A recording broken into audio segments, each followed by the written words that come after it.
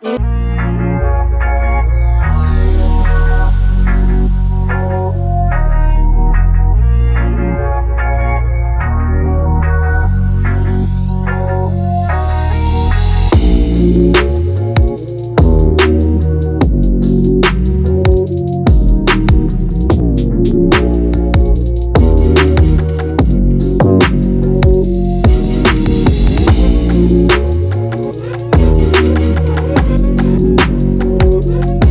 up, y'all? Thanks for tuning in and welcome to another episode of Lessons Learned with me, your girl, She216. This show is brought to you and inspired by the hottest new urban drama out, the novel Lessons Learned, by yours truly, the one and only She216. We're here to bring you the raw and uncut truth from the lives of everyday people just like you and me. From the hottest topics to news stories, She216 got the remedy for what you need to make it through this screwed up thing called life. Now let's get into it. Getting pulled over by the cops is like fear. It's fear.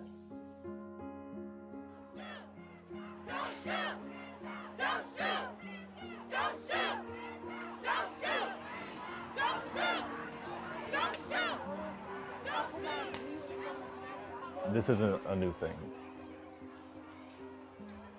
For me, growing up, whether it be Tamir Rice, Trayvon Martin, people who look like me, people who are my age, regardless of if people know it or not, they see us a different way.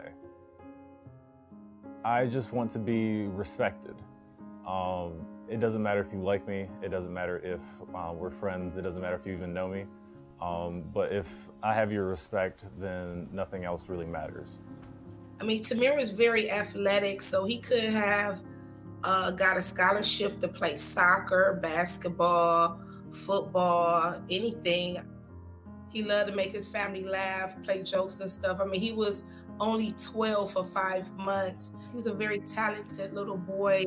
I really don't know what he could have become because America robbed me of that. Yeah, they robbed me of it. It hurts, you know. It always feels like wow, it's still going on. Wow, it's like over and over again. But like for me, that's fuel to my fire. We can advocate for real change, you know, at the state level, with the laws, you know. The power of the people that rise out of that is beautiful.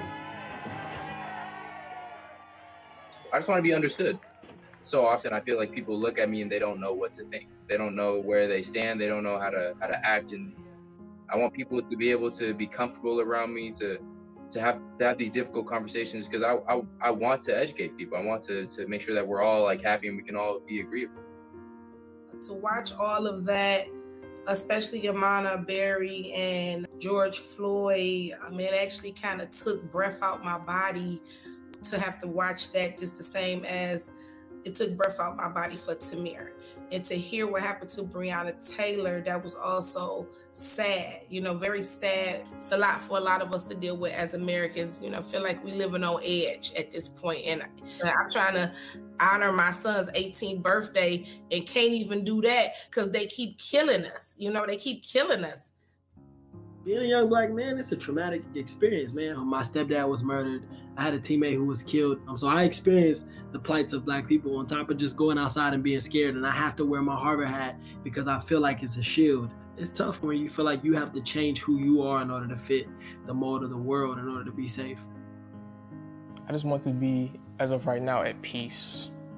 So I'm like blessed to be black, and I'm also a little nervous, you know. You never know what's gonna come up, never know what's next. Okay, goodbye everybody.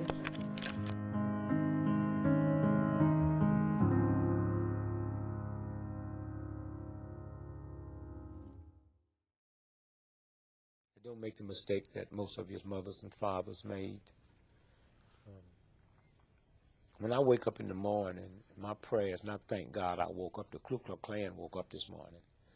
The drug pushers woke up this morning. I thank God that I made another 24 hours in the most vicious, nasty, hateful, insane nation that's ever existed with my wits, without hating, without being bitter, and without being mean.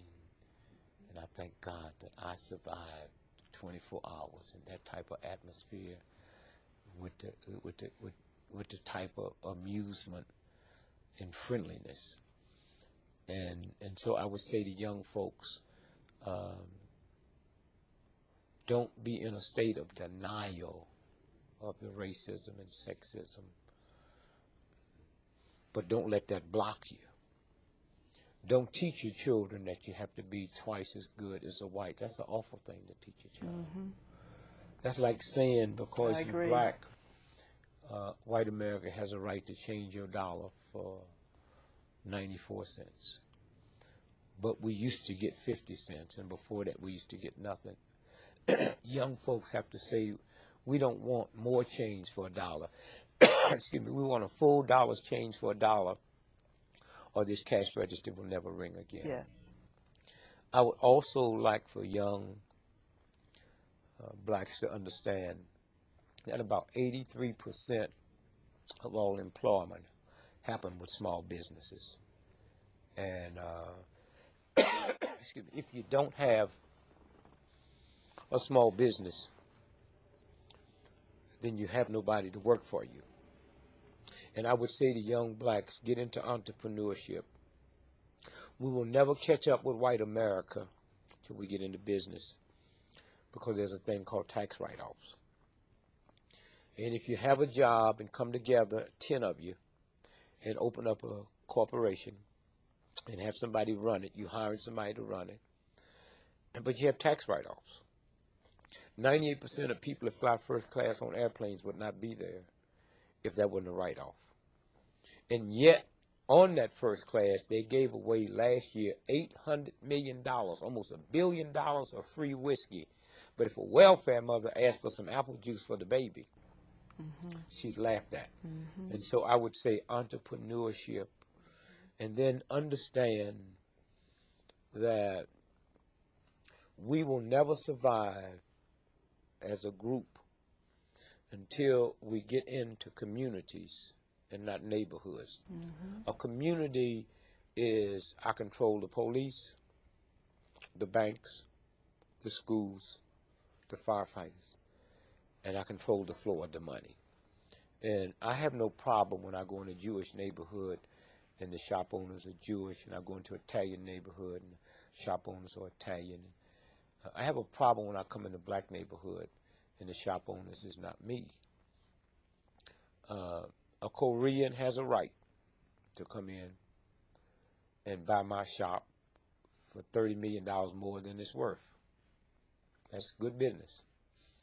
But if we decide that we're not going to do business with that one, then he'll have to sell it back, or she'll sell it back to a black person for $1 million. And then the money circulates, and that's how you change. We've been so busy dealing with the hurt and the pain and the misery and glamorizing a handful that have made it, that we have never really looked at, like they say, your role model. If you haven't got a role model in your house, you should fall on your knees and pray to God, because something is wrong. Yes.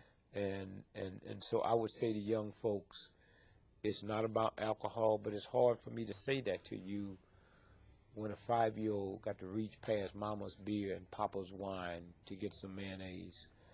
I would also say to young folks that the #1 drug that will wipe you out is not cocaine, it's not heroin, it's marijuana. And they deliberately make that a recreation drug, but it stays in the muscles, it stays in the blood, and it will wipe out your memory bank.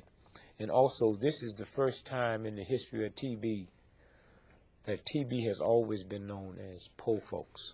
It's the first time that TB is not running rampant in the ghetto. It's running rampant in middle-income white America, because it's the marijuana that they spray, and that's no accident.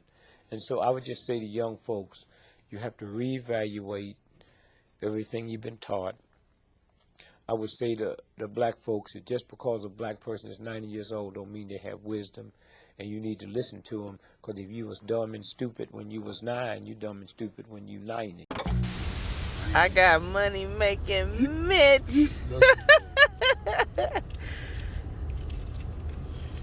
friend. So, So, I've been wanting to get you on the YouTube She216 channel for quite some time now. Tell the people your name and where you from. my name Black, and I'm from Kansas. Okay, Black.